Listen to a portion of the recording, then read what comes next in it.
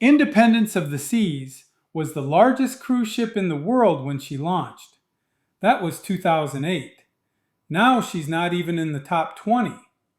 So the question everyone wants answered, in 2026, is she still worth booking, or has Royal Caribbean left her behind? I just walked every deck on this ship, and I've got the full tour. No cuts, no fluff, the real deal. Hey, I'm Chief Matt from Ports and Pensions, retired fire chief, full-time cruiser. Independence of the Seas is a Freedom class ship, same class as Freedom of the Seas and Liberty of the Seas. She's 154,000 gross tons, carries about 3,800 passengers at double occupancy, 15 passenger decks, and she got a $115 million Royal Amplified refurbishment back in 2018. That refurb added the Perfect Storm water slides, Splashaway Bay for families, the Skypad bungee trampoline, Playmaker sports bar and arcade, and a completely reimagined pool deck. So on paper, she got the full upgrade package. But here's the thing, she's still an 18-year-old ship, and no amount of new slides can change the bones. So let's walk it deck by deck, and I'll show you exactly what you're getting. Here's how I'm breaking this down. We're starting at the bottom and working our way up. Royal Promenade, dining, bars, entertainment, pool deck, sports deck, staterooms. I'm covering it all. And at the end, I'm giving you my honest verdict. Book it or skip it. Let's go. Deck 5, the Royal Promenade. This is the heartbeat of any Freedom class ship. If you've been on Freedom of the Seas, you know this layout. It's a 4-deck high indoor boulevard running the length of the ship. Shops, bars, restaurants, and it's where the parades and street parties happen at night. Starting from the forward end, you've got the Star Lounge right here. This is the place for bingo, karaoke, and trivia. There's lots going on here, so check your app for times. Moving down the promenade, you've got the shops. Logo shop, jewelry, sundries, all the usual. Cafe Promenade is right here. Free coffee, pastries, sandwiches. This is actually one of the most underrated spots on the ship. At 2 a.m. when you're coming out of the clubs, Cafe Promenade has the cookies you need. Remember that. Sorrento's Pizza is across the way. Free, open late, and honestly, the pizza on Royal Caribbean has gotten a lot better over the years. It's not New York pizza, but it's solid cruise pizza. Midship, you hit the Ale and Anchor pub. If it's a sea day, that's where you want to be. You've got Vintages and the Champagne bar if you want something a little more upscale. Now here's what I want you to notice. Look at the width of this promenade compared to the newer Oasis class ships. It's narrower, it's tighter. On a busy sea day, you'll feel it. That's the 2008 bones showing through. But honestly, that also makes it feel more like a ship and less like a shopping mall. Your mileage may vary on whether that's a pro or a con. Let's talk food. Independence has 3 levels of the main dining room. This is where your included dining happens. Breakfast, lunch on sea days, and dinner every night. The decor is classic Royal Caribbean. It's not going to wow you if you've been on Icon or Utopia, but it's comfortable and the service is consistently good. Windjammer Cafe is your buffet up on deck 11. Standard Royal Caribbean buffet. Breakfast is the highlight. The omelet station, the fresh fruit, the pastries. Lunch is solid. Dinner, it's fine. You're not missing anything if you skip Windjammer for dinner and eat in the main dining room instead.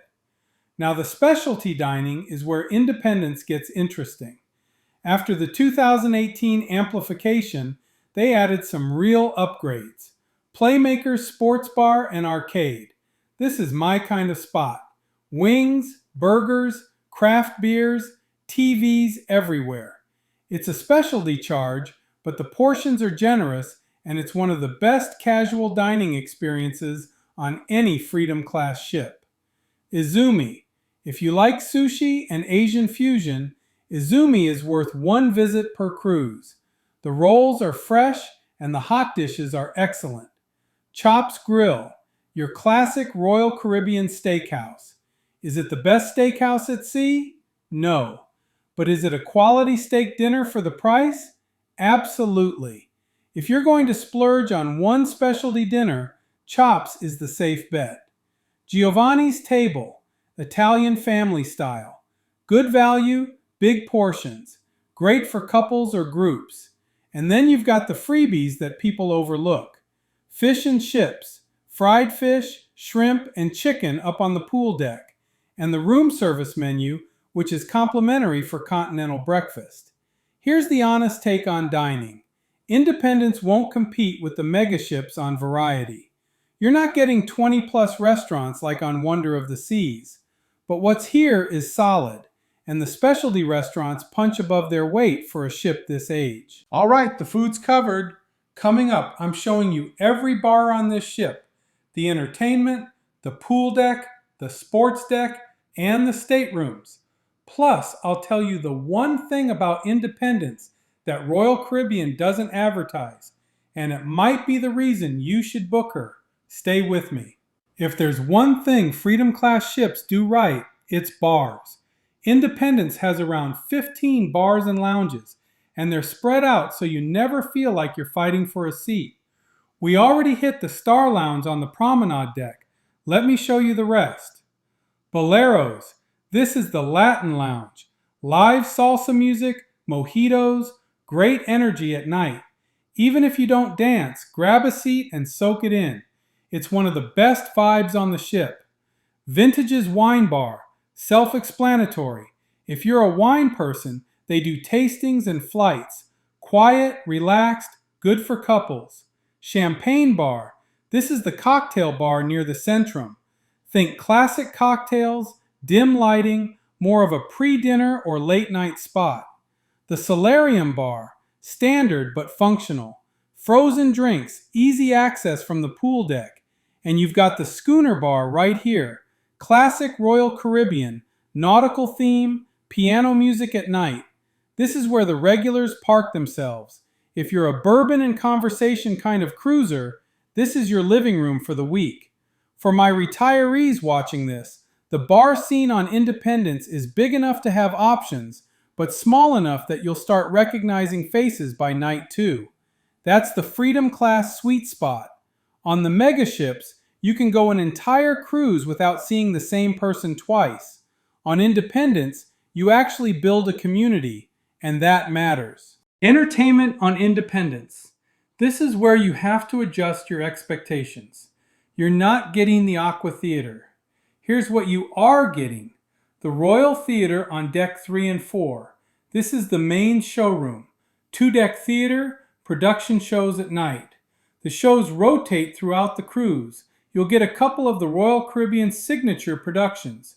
Are they Broadway? No. Are they a solid night of entertainment included in your fare? Yes. The ice skating rink, Studio B. This is actually one of the signature Freedom Class features. They do ice shows here, and during the day it's open skating. Even if you never lace up a skate, the ice shows are worth watching. It's one of those only on Royal Caribbean things. The Casino Royale, standard cruise casino, slots, table games, poker. If you're a casino person, you already know what to expect. It's not Vegas, but it'll do. And then scattered around the ship, you've got trivia, game shows, karaoke, deck parties, the silent disco. Royal Caribbean keeps you busy. I'll say this, on a 7-night cruise, you won't run out of things to do on Independence. The entertainment is solid. It's just not the spectacle you'd get on an Oasis or Icon class ship, and that's okay. Deck 11, the pool deck. This is where the 2018 refurb really shows. They completely reworked this area. Main pool is in the center. It's not huge, but on a sea day, it does the job. Hot tubs flanking it on both sides. The key thing about the Independence pool deck is the layout. It's open, it flows well, and you can actually find a lounger without staking a claim at 6 a.m. That's not always true on the mega ships. Now, the additions from the Royal Amplified Refurb. The Perfect Storm. These are the twin water slides, Cyclone and Typhoon. They launch from Deck 13 and they are legit. These aren't kiddie slides. Adults, you'll have fun on these. Splashaway Bay. This is the new kids water park. Spray cannons, water slides for the little ones, splash pads. If you're cruising with grandchildren, this is a game changer. It keeps them busy for hours. Up on the sports deck, Deck 13, you've got the Flow Rider Surf Simulator. This is one of those watch even if you don't participate situations. Watching people wipe out on the Flow Rider is free entertainment all day long. Johnny Rockets is up here too. The 50s style burger and milkshake joint right next to the Flow Rider. Small specialty charge, but the milkshakes alone are worth it. Grab a shake, sit at the counter, and watch the Flow Rider chaos. That's a perfect sea day right there. The rock climbing wall is at the aft of the sports deck. 40 feet tall, 3 routes. Great views from the top if you make it. And the sky pad, the bungee trampoline experience they added during the refurb, was removed, but the globe is still there. Staterooms. Let's keep it real. Independence has 5 categories: interior, ocean view, balcony, promenade view, and suites. The standard interior is about 152 square feet. That's tight by modern standards, but here's the thing. Most cruisers spend maybe 8 hours a day in the cabin, and 6 of those you're sleeping. So do you need a 200 square foot cabin? That's your call. The balcony staterooms are where I'd recommend for most people. About 180 square feet plus 50 square feet of balcony. Having that outdoor space to sit with your coffee in the morning, that's worth the upgrade, every time. Promenade view cabins are interesting. These are interior cabins with a window that looks down into the Royal Promenade. It's like having a window to the street from your hotel room. Some people love it. Some people think it's weird.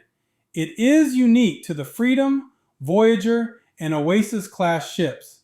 The suites range from junior suites at around 290 square feet up to the Royal Suite at over 1,000 square feet. If you're celebrating something special, the Grand Suite is the sweet spot. Good space, separate living area, priority boarding, and access to the suite lounge. Here's what I'll say about the cabins on Independence. They're dated compared to the newest ships. The furniture is functional, not flashy. The bathrooms are small, but they're clean, they're maintained, and they work. Royal Caribbean keeps their ships in good shape even as they age. Don't expect Icon of the Seas fit and finish, and you won't be disappointed. All right, I've shown you every deck. You've seen the food, the bars, the pool, the entertainment, and the cabins. Now I'm going to tell you something about Independence of the Seas that most creators won't. And it's the real reason you might want to book this ship over a brand new mega ship. Don't skip this. Here's the truth about Independence of the Seas. She's not the biggest, she's not the newest, she's not going to win any Best Cruise Ship awards in 2026. But here's what she is. She's the right size. 3,800 passengers instead of 6,000 or 7,000. You can walk from bow to stern in under 10 minutes. You learn the layout by day 2. You don't need a map. You don't need an app. You don't need to plan your day like a military operation to get a pool chair or a dinner reservation. You just cruise. That's what a lot of people, especially retirees, especially repeat cruisers, that's what they actually want. They don't want to spend their vacation navigating a floating city. They want to relax. And Independence is built for relaxation. The other thing nobody talks about, price. Independence is almost always cheaper than the newer ships on comparable itineraries, sometimes significantly cheaper. So you're getting a solid Royal Caribbean experience. Flow rider, great bars, good food, real entertainment at a price point that makes sense on a fixed income. That's smart luxury. Now, where she falls short. The cabin finishes are showing their age. Some of the soft goods need updating. The Wi-Fi can be spotty. And if you've been on Icon, Utopia, or even the Oasis-class ships, you will notice the difference in scale and polish. But if you go in with the right expectations, this is a classic Royal Caribbean cruise on a well-maintained, well-sized ship at a great price. Independence of the Seas delivers, every time. She's sailing out of Cape Liberty in Bayonne, New Jersey for 2026, Caribbean itineraries, Canada/New England runs, and our favorite, Bermuda. If any of those routes work for you, book with confidence. That's why we'll be taking that Bermuda cruise on Independence soon, and we'll share our experience as we explore the island. Thanks for watching.